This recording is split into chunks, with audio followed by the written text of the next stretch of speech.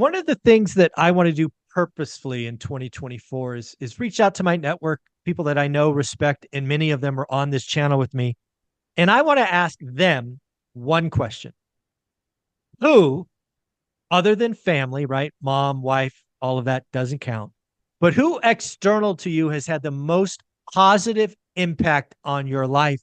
And we're going to start with the one and only TYLG. Ty, you've been with me a long time, family. What's going on? So who is it for you? Oh, this is a no-brainer. It's the one and only Mr. Tony Robbins. I love that. Wow, look at that book. He's a baby in that book.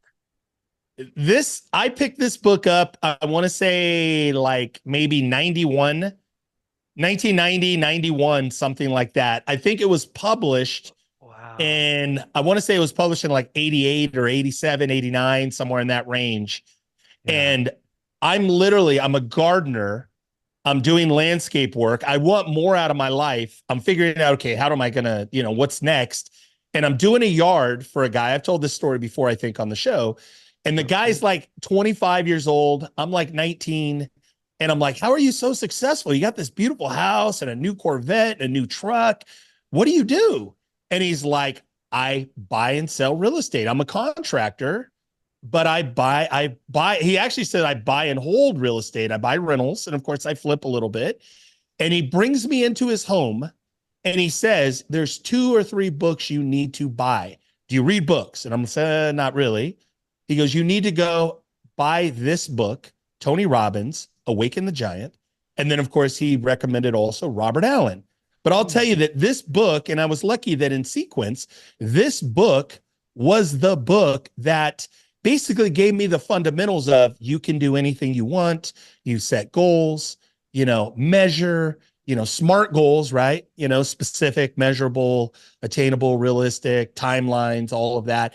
But it was this book, man. And then not only that, the psychology of, you've got to engage your physiology. You've got to change your self-talk, your self-beliefs, your limiting, what's holding you back, your limiting beliefs. So it was this book, man, that was the very beginning for me. This is where it all started. So I love the fact that there's a couple of things. Clearly, that book has been read a lot. It's been worn, right? It's not like pristine. You have post-it notes probably on important chapters or things that you go back and revisit. And it is such an old book. He ain't Tony Robbins. He is Anthony Robbins.